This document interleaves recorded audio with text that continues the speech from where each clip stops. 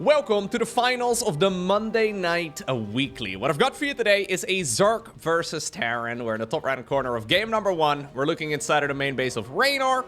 And his opponent down in the bottom left with the blue SCVs, he is Clem.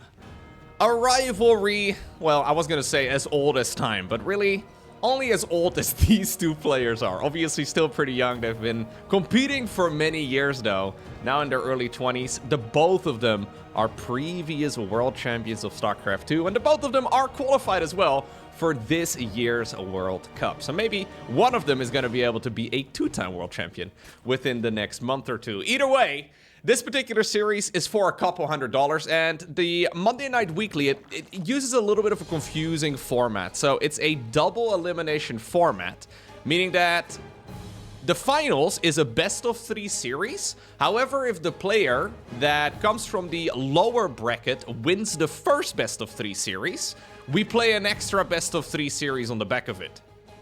So, in this particular instance, Clem is still undefeated in this weekly. Reynor coming from the lower bracket, it means that he's already gotten eliminated at some point during the tournament. If he ends up winning the first best-of-3, we'll play a second one. If Clem ends up winning the first best-of-3, that'll be the end of the series. And that's why I don't generally love double elimination formats that go with a second series as the advantage, because it is very confusing for everybody watching. Anyway, are you lagging too? Or is it the Italian? It's probably the Italian, Reynor. I don't know how good Italian internet is. I'm afraid it is. The Italian classic. I don't know how good Italian internet is. I don't really know exactly how good French internet is either, but I'm assuming both of it will be fine? Maybe the French internet is slightly better. I don't know. Anyway, I don't even know if they're currently in France and in Italy, especially Reynor. He seems to do quite a bit of traveling. Reynor staying in Korea, in the Netherlands. He stayed in loads of different places over the last year, so maybe he's back home right now. Actually, I know for a fact that the last few times that Reynor played an important tournament, so like the biggest events, he actually spent some time apparently over at his grandma's. Apparently he like picks up his PC, he delivers it over at grandma's place, and that's where he practices from. Apparently that is the perfect way to get peace if you are an Italian StarCraft player. I don't know, but I find it quite interesting. I believe he did this during the Gamers 8 tournament that he ended up winning a couple years ago, and I believe he's done it a few times since as well. The Italian grandma buff.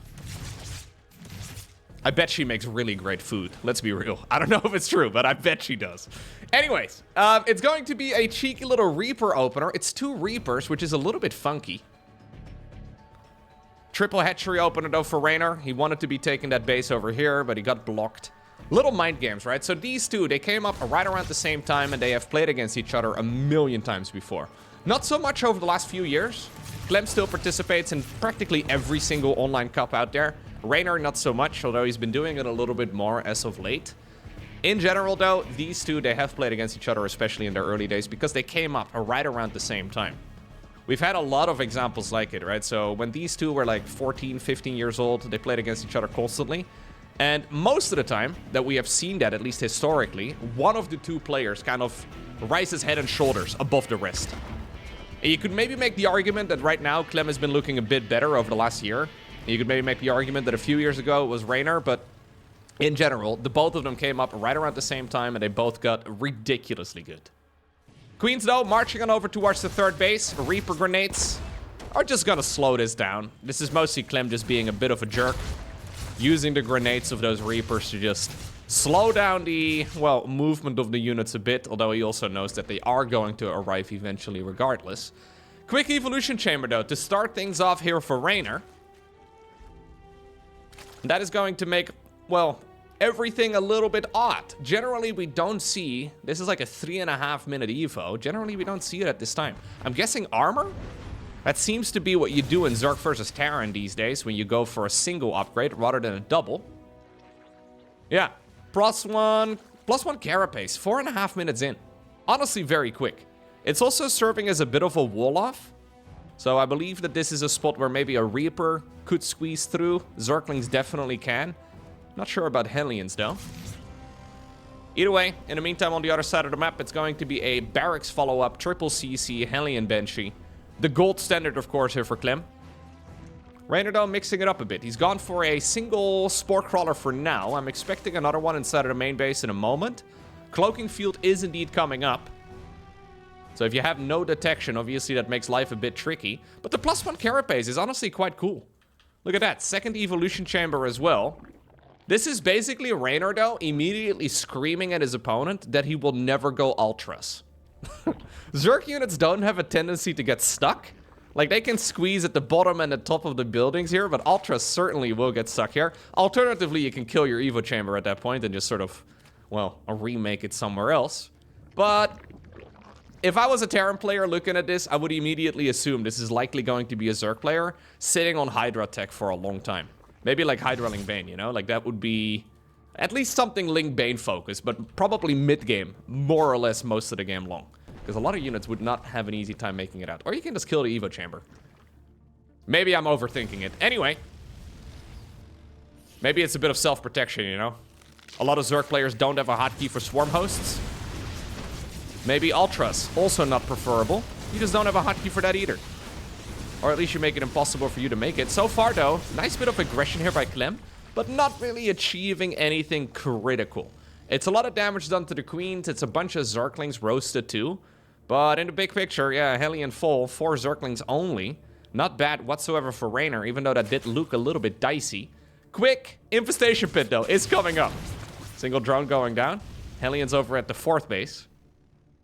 Forget everything I've said. Apparently, we are going quick hive and potentially quick ultras. A lot of Zerg players have been quite fond of playing Infestor Ultra in particular. But, yeah, going into the double evo here, it makes it all a little bit messy. Anyways, in the meantime, on the other side of the map, Clem has decided to go into a second barracks. So I'm fully, or second factory rather, I'm fully assuming here we're going to see a 4th command center here in just a moment. Hive does start up indeed, together with a 5th base, together with double Infestor 2. So that is that new approach that a lot of Zergs have been very fond of. Just an Infestor or 2, or 3. Seems to add a lot of value in the mix. Now, Clem is starting up this slow push in this direction. And maybe this is specifically why Reynor has decided to go for the quick +1 armor. Because you do survive a little easier against those siege tank shots, but it is still going to hit pretty dang hard if you're not careful. Okay. I wonder sometimes if maybe on this map you should just knock down the rocks as a Zerg player immediately. I love the positioning here for Clem. Using those Hellions as like a personal guard to the siege tank here. Quite a conservative positioning though from Clem. Really just dancing back and forth. Yeah, now we morph it into a couple of Hellbats here too. Combat Shield's about to finish up. Stimpack already done. 2-2 has started. 4th command center indeed just about to finish up too. So this is by no means an all-in, but it is something that is designed to deal damage as we have some really sweet fungal growths coming up. This is one of the very few settings where you can say sweet fungal growth. In real life that would be... Anyways. Yeah, you do have to pull the trigger at some point though. Those Zerglings are gonna have a pretty tough time dealing with all of this. Queen's mostly just here to tank damage. A 3rd Infestor does spawn. Ultra Cavern coming up. Oh, nice fungal attempted, but Clem anticipated it and decided to lift up and get on out of there.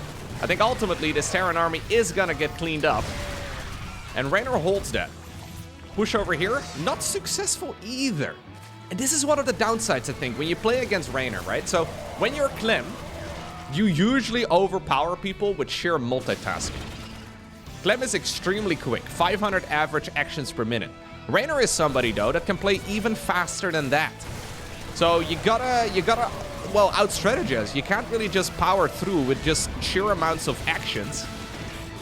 He's doing a great job so far, Reynor that is, cleaning up all of this aggression. Banshees from the early game still around for now, but I think... Okay, one of them indeed is not gonna live to tell the tale. And now suddenly, Ultralisks are already coming. Now, I am curious to see how they're gonna squeeze through. I know they have updated the unit a bunch. They can now push around Zerglings and Roaches and all the rest of it, which in the past they could never, but they're certainly gonna get stuck on the Evos, no?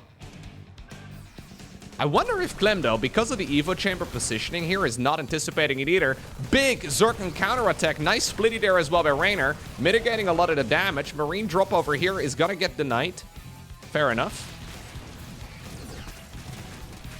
Did the Ultras? No, you guys can't fit. You're too thick. You're like thick with 4 C's, all uppercase. Space bars in between the letters. Zerglings burrowed all over the place, though, and at this point, I'm wondering if Reynor even needs Ultras. So much damage is being done. Oh my god. There's no way. Reynor has 2... He doesn't need him. Are you kidding me? I spent all that time talking about those Evo Chambers, but he doesn't even need him. Okay, next up, we find ourselves on Tokamak. Unfortunate game right there for Clem. So his early game aggression didn't really do much. His marine drops got cleaned up. His big push through the middle of the map also shut down with some really well-positioned fungal growths. And then, to make matters even worse, a tremendously big Zergling counterattack ran into all of his bases. Reynor won that game with some of his Ultras stuck in the natural expansion, and that wasn't really even his final form yet. That's gotta be a nice feeling though for Reynor, because Clem is somebody that tends to do that exact type of game to other opponents, right? Where you like look at the game and you're like, well, I don't even really know how I could have done much better. Reynor just straight up outplaying Clem there in game number 1. When the floodgates are open and the Zerglings run in, it is difficult to stop. I wonder if we're gonna see a very quick +1 armor once again. So that big timing attack, right? So most of the strategies that we see Zerg players struggling against right now in the current meta is those type of timing attacks that we saw in the previous game. So the siege tank slow push type of thing. And then also a lot of 3 command center, 8 Rex all-ins. And even though Clem is not particularly fond of that strategy, he does mix it in from time to time. I'm wondering if maybe that is why Reynor decided to go for such a quick +1 carapace, because that was a little uncommon.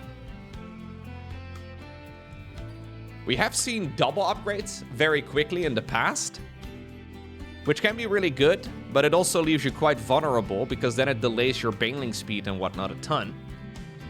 But I quite like Reynor there, mixing in a few infestors to +1 carapace.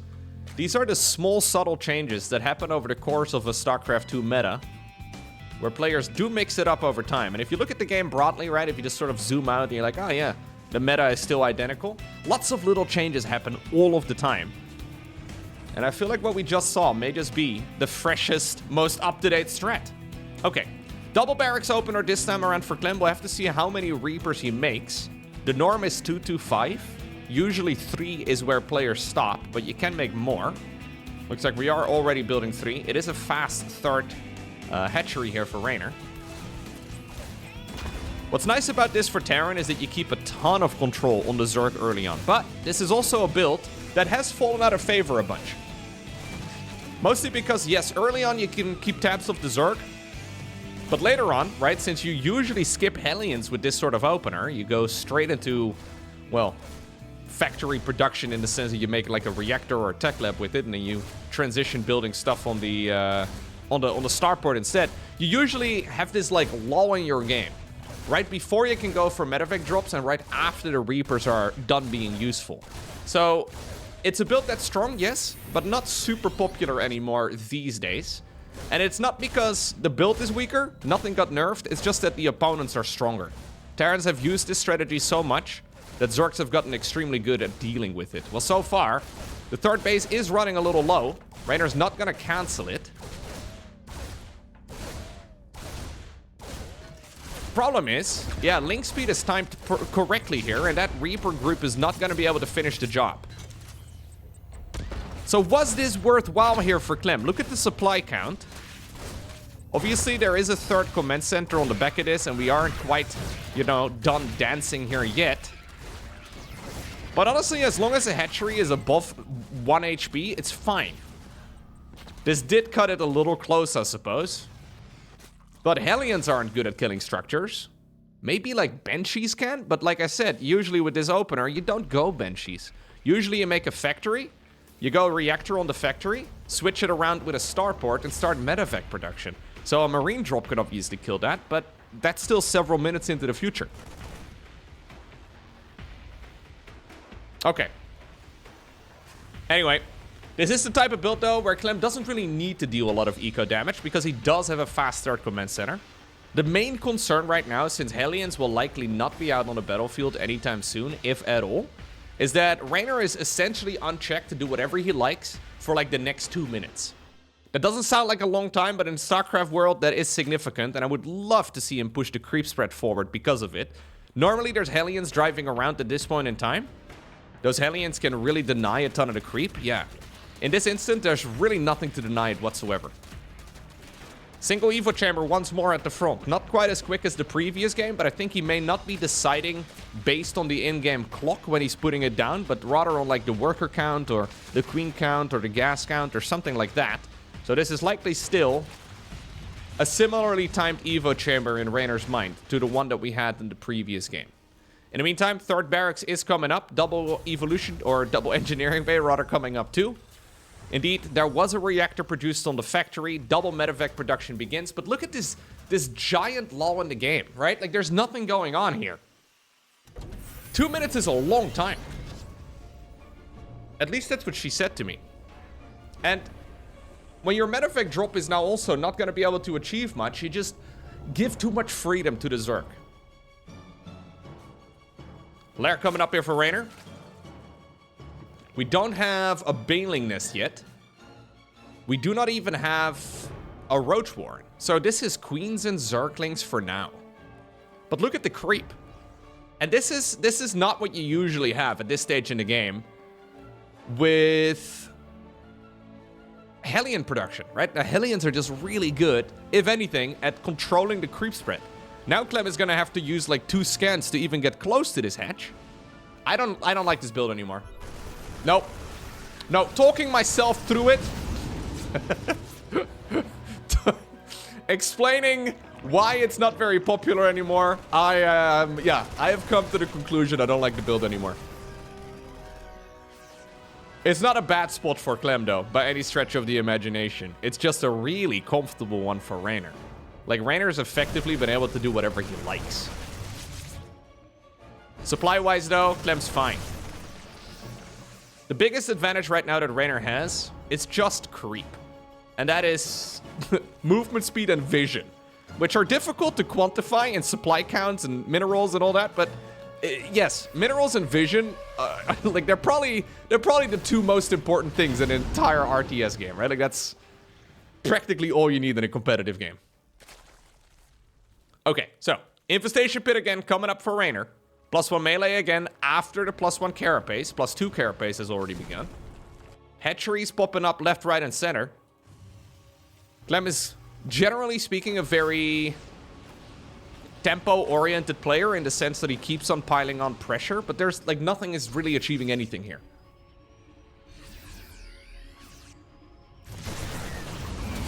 So even though this position is fine for Clem, it just feels a bit out of character, and it feels like he's just not in a good spot here. Can we maybe switch to a little bit of first-person view here for Reynor? Look at the amount of map he's already occupying, not even 8 minutes into the game. Infestors are on their way, by the way, again. So very similar strat to what we had in the previous one. Okay, I'll take control of the camera again. Maybe a little bit of Clem first-person view, too. Yeah, Clem just sort of awkwardly moving around the map a bunch. Look, what this is leading up to right now for Clem is like a giant parade push through the middle of the map. So he still has the classic timing attack for Terran that he can go for. +2/+2 is ticking by. He's probably going to be maxed out by the time that the 2/2 is done. And that is always a scary Terran timing attack. But okay, he's going really early. I quite like it. He needs to pile his way through a ton of creep. Still, by the way, no Baneling Nest. Reynor has got Infestors and Zerglings, and that does have me a bit on edge. Because this Terran army is freaking massive. Huge Zerg counterattack again. Ultra Cavern, not even 9 minutes into the game, already on the production tab. Zerglings into the third base. Zerglings trying to force their way into the natural. This Terran attack, though, is not slowing down, but fungal growth is available. So fungal growth instead of Banelings. I love the double-pronged aggression here, though, by Clem. Not just committing to the bottom of the map, but also committing to the top side of the map.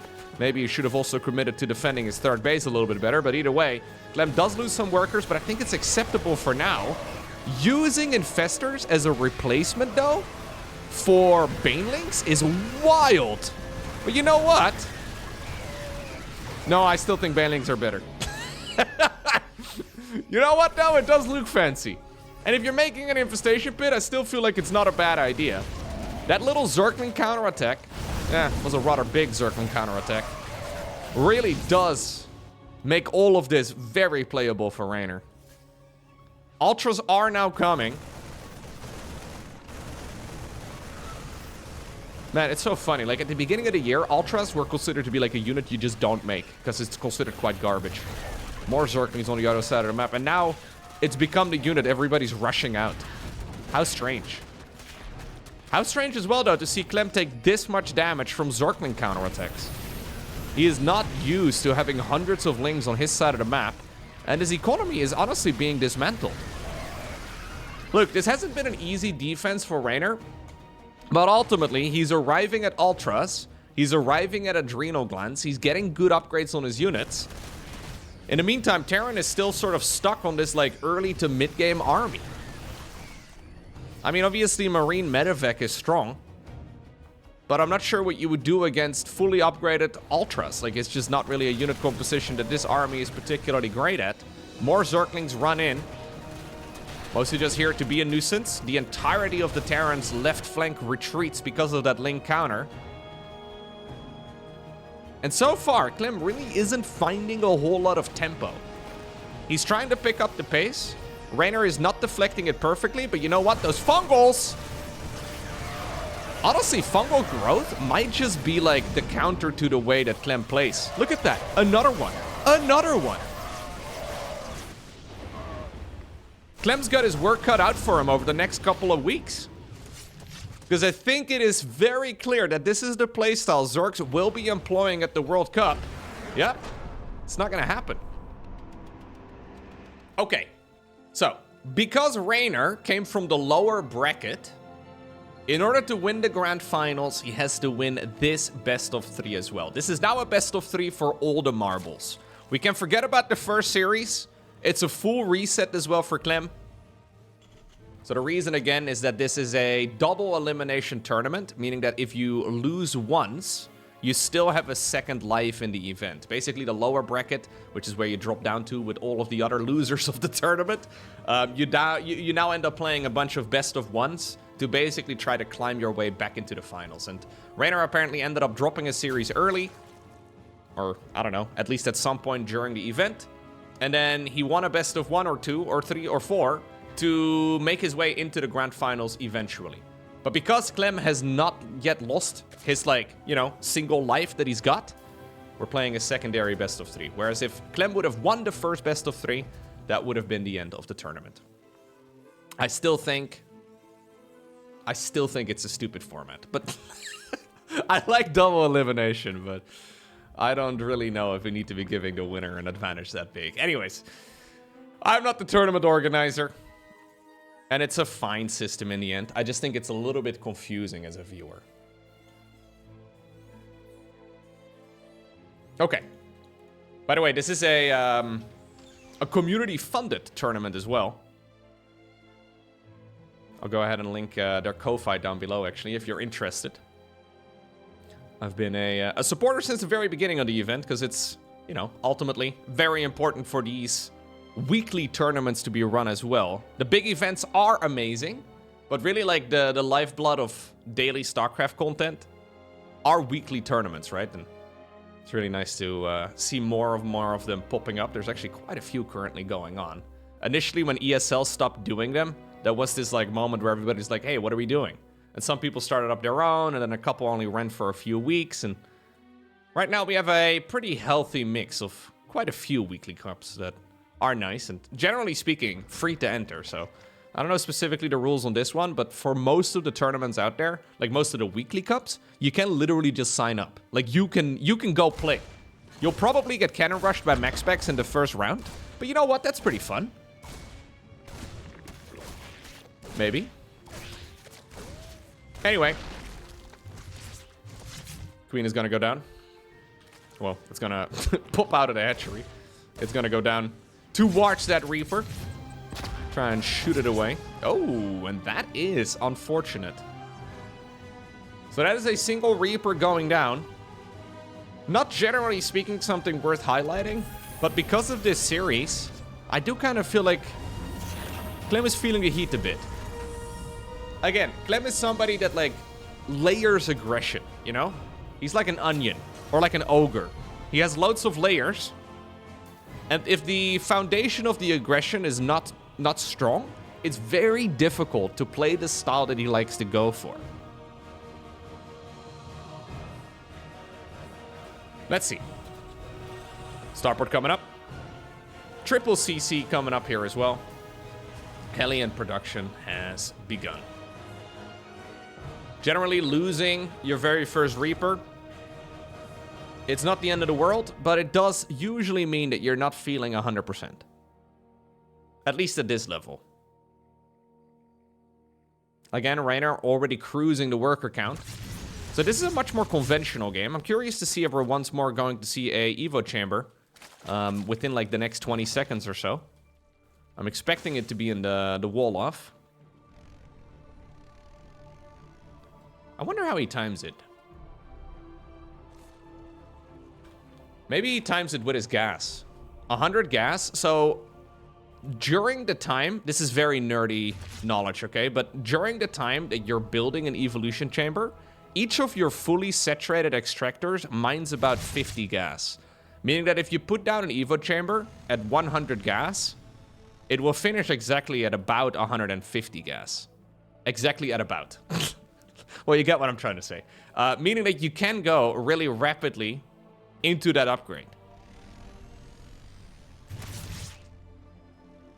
Not the case, though. Reynor mixing it up. Going quick lair. Spore crawlers as well. And now suddenly a bunch of additional gases. Not sure. No baneling nest. No evo chamber. We did have a baneling nest in the first game, right? Yeah, we did. Did we? I'm so used to seeing banelings that I didn't even take note of it. We had banelings skipped in the second game entirely, which is odd. Maybe he actually skipped them as well in the first game. I feel like the only way, though, to go ahead and do that if you do end up going very fast double upgrades. He's not going quick double upgrades here either, but the baneling nest is also nowhere to be seen. Usually, if you go for a baneling nest, you line it up with the lair finishing, so you can go immediately into baneling. Oh, okay, he forgot it. No, he didn't. Mutas. It's, I guess, the only thing that makes sense, but how in the world do you survive a timing attack from the Terran? Like, if Clem decides to go for an 8 Rex, how in the world do you shut that down? Well, for now, the queens are gonna have to save the day, and they're pretty darn good at it. So Reynor has not spent any of his gas. Other than on the Spire itself, and now a baneling nest too on the back of it. Usually you go baneling speed before Spire. He has not gone upgrades. He has not really spent any of his gas on any tech. This should be a stupid amount of mutas. There's no way you can play this with only a handful of mutas. And Clem doesn't know about this. Like, Clem has no idea. All Clem has seen so far is 4 hatcheries and a bunch of Zerglings and Queens. He's not been scouting for anything in particular either. He hasn't seen the timing of the gases at the 3rd base. He's only seen one of the 2 gases there. No gases yet taken over on the 4th. I think he'll take it around 12 or so drones usually. That's usually when you do it, 12 drones or so, and then you take the gases here. 2nd factory coming up. Armory building as well. Clem is still getting all the right, tools in place here, so he can do whatever he likes. Baneling speed starts up together with 8 mutas. These attacks, though, are going to be difficult for Reynor to hold. If Clem really commits to it, I've got a feeling he can actually deal a lot of damage, but he doesn't know what he's playing against. In his mind, baneling speed could already be done.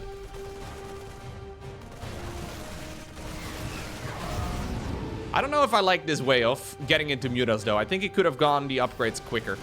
Mutas are going to be able to push this back, and I guess that's the real advantage. Some nice micro there and a transfusion coming in as well to allow the Mutas to get back into combat a little bit quicker. Woo! These units have a passive called Rapid Regeneration that allows them to regenerate out of combat. Getting a transfusion on a Muta from a Queen is a thing we rarely see. It's like kind of like transfusing a drone. We see it every once in a while, but it's a little strange. Quite liked it though in that instance. Okay. Now, Mutas are very uncommon in modern StarCraft 2. Couple reasons as to why. First off, about 80% of the Terran units counter Mutas. I wish I was joking, but it's literally about that much. Mutas really are very flimsy. I am inclined to call them a glass cannon, but honestly, they're like a glass cannon minus the cannon. They're just glass. They can be really good, but extremely flimsy, and rarely do they actually deal damage to justify their existence. Plus, they're a unit that benefits from more action-driven gameplay, meaning that the more APM you have, the better the unit becomes. Effectively, any moment that the Muta is idle is a wasted moment. But look, if you don't pay attention, or you have a little group of Marines just stimming you underneath, you end up losing a lot of stuff. I unironically think if you are below like top 100 Grandmaster, Mutas should be a unit that are probably off limits, unless your goal is to have fun. Now, RTS players don't generally play games for fun. So, the fun is in the winning, okay? No, but seriously, Mutas are a very high skill driven unit, and it's awesome when it goes well, but very difficult to pull off reliably. Well, here we go. Reynor, though, hitting his opponent at an opportunity here, potentially. Banelings do roll through. Widowmine's already in position. Suddenly, Clem is forced into a defensive posture, but he manages that very nicely. Hive coming up on the back of this. +1 flyer attacks also finishing up. Reynor not really using the Mutas for anything. That's kind of curious, right? Like, he's not using them for, like, base harassment or not really actively using them in fights either. This is a very passive way to play Mutalisks. And if you're gonna play them passively, in my mind, why not just make Hydras? Like, Hydras are just cheaper, higher in damage output, and maybe most importantly, you can turn them into lurkers. Despite the fact that they're named mutate lists, these guys don't mutate. Alright, let's see. Marines going in on the right side of the map. Clem trying to clear some of the creep. Doing a good job, though. This may not be a style that Mutas or that Clem generally plays against very frequently, but he can still navigate this, and I love the addition of the Thors here. I think Thors are incredibly nice. Oh, well, maybe he's a little too deep on creep, though. Thor immediately gets taken down because it was inside of the medevac that got sniped by the Mutalisks. And that is, of course, one of the things that Mutas are really good at. Nice splits there by Clem, mitigating a lot of the damage. There is already a new Thor out, if I'm not mistaken. There he is. Bailing numbers need to grow. 2-2 is not yet done here for the Zerg, whereas for the Terran it already is. This, I think, is Clem's opportunity to strike. He's building up additional command centers, though. A new one coming up as well. Those Widow Mines and those Javelin missiles of the Thors, very dangerous. Lurker dead on the back of this now? Really, Reynor?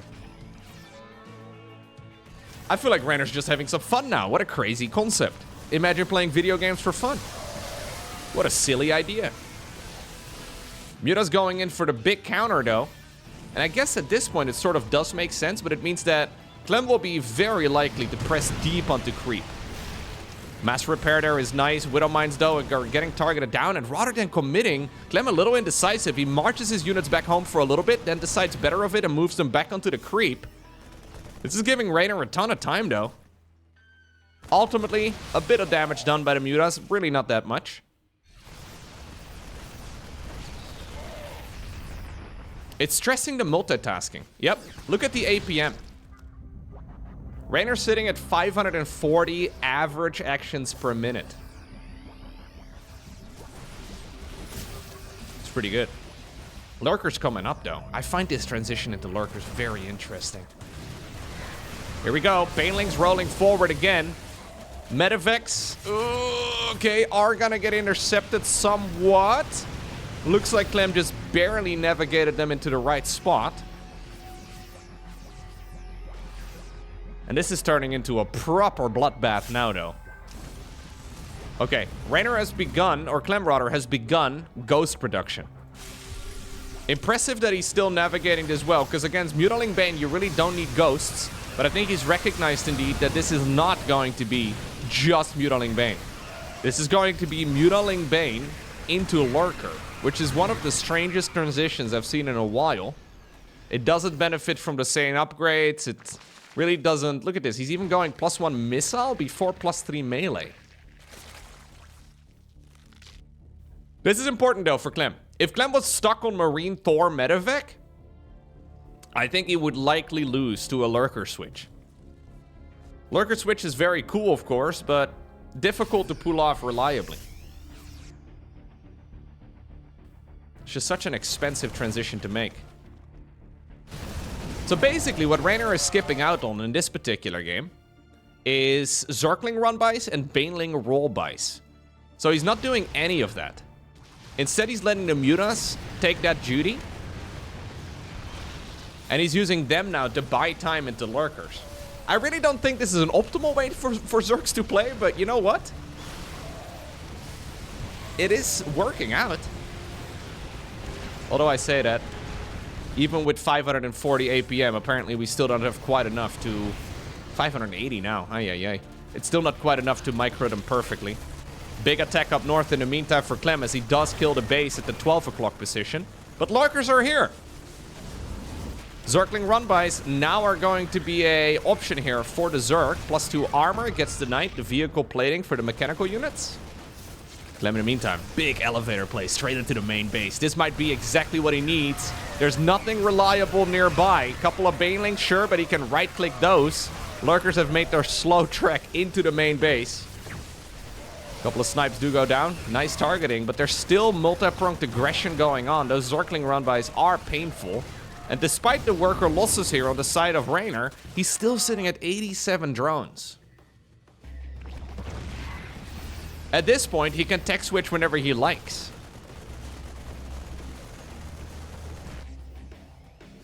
Still though, Clem is in a rather comfortable spot, right? Not an ideal position for him. I do have to give the advantage here to Reynor. Mostly just because he's got that big bank build up. But this isn't an unplayable spot for Clem. Looks like we're not quite done yet though with all of the tricks. Reynor now, after Mutaling Bane into Hydra Lurker, is going into Nidus Networks 2. The Zergling run-bys have begun, and I think very soon we may very well see Lurkers tunnel towards the other side of the map. An Overseer is already hidden, but in position to plot down a bunch of Nidus Worms and to quickly send those Lurkers towards the other side of the map. I love the Liberators here, though. These two are practically next-door neighbors.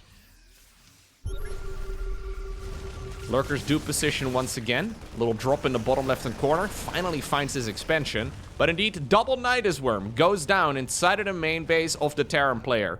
And Clem does not enjoy playing against this thing at all. The problem is, these Terran attacks are difficult to navigate. You really can't take your eyes off of the fight. So if you're not paying attention, you might just accidentally get overwhelmed. So immediately Clem is retreating all of the units. Immediately everything is coming back home. Now, Lurkers are difficult to clean up. Liberators do a pretty decent job at it. He's targeting down the missile turret too to deny as much of that, well, vision as possible. Orbital commands are dying. SCVs are dropping. Reynor, with the most swarmy game I have seen in a while, is pulling out some fantastic tricks. Lovely work here by the Italian player. Ay. Queens are also on the other side, ready to transfuse some of the Lurkers and to help out in the anti-air. Not just against the Liberator, but also to shut down that orbital command for good. One cheeky little Lurker here as well, outranging it. Yeah.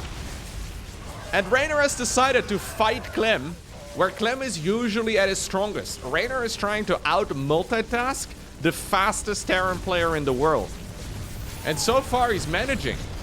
Clem is constantly playing catch-up in the tech switch department, right? He's playing a reactionary style. Reynor, though, constantly hitting him, well, where he can, and I think it's working out, man. What a game here from Reynor. Fantastic. Okay, next up, we find ourselves on the map Ultra Love. Reynor just won 3 games in a row against the player who many consider to be the current #1 in the world. Honestly, the way that Reynor just played in that previous game in particular is the polar opposite of what he did at the beginning of the year. I feel like at the beginning of the year, we saw some of his games and they looked decent, but it was clear that he did not play at his maximum level. That was a beautiful game. A well-fought victory for sure. Now, I think Clem is phenomenally good when it comes to just playing the current meta at the absolute highest level, right? So Clem is extremely strong when it comes to just playing quote-unquote normal Terran. However, I feel like Clem is not the most creative player out there. He is a little bit rigid, so to say. If we think of, for example, I don't know, the Gumihos of this world, right? Gumiho has been cyclone rushing people left, right, and center. He's been even making some weird late-game battlecruiser transitions and all the rest of it, right? Like, that's the polar opposite of the style that Clem's playing. So, if anything, I feel like mechanically, Clem is hard to beat. But if anything, those new Zerg, well, strategies we've been seeing with a heavy focus on early upgrades and then very quick infestors and ultras and apparently whatever we just had in the previous game, mutas into lurkers, I can imagine that could become Clem's undoing in the World Cup this year. If everybody were to play like Serral does, Clem has got a really good opportunity at taking down every Zerg, but Reynor so far here, looking mighty. It's gonna be a double Rex opener again. Command center on the back of this. Clem also, by the way, notorious for hating playing against that type of style. Not so much the Mass Knight as Worm, I guess, in that previous game. But the few times I've seen Clem, like, visibly upset, right? He's done a couple of keyboard smashes here and there over the last year. It was against that exact mass multitasking style from the Zerg every time. Now, this is a quick Zergling speed, but it's at a very fast Roach Warren on the back of this as well. You will only ever make a Roach Warren this early as a Zerg player if you're planning on going for an all-in. We've got ourselves Zergling speed. We've got ourselves mass mining on the extractor as well. Generally, you pull out at 100. Turns out Reynor is just gonna leave the drones in. He's going Zergling speed into a Roach rush. And already, Clem, I mean, he doesn't know that this is coming, right? He scouted a little bit. He decided to just go back home. I'm a little surprised with the passivity of those 3 Reapers. I mean, he knows that Zergling speed is gonna finish up at some point. I think he could have actually stuck around for a little bit longer or potentially used the Reaper for scouting, because what else are they going to do?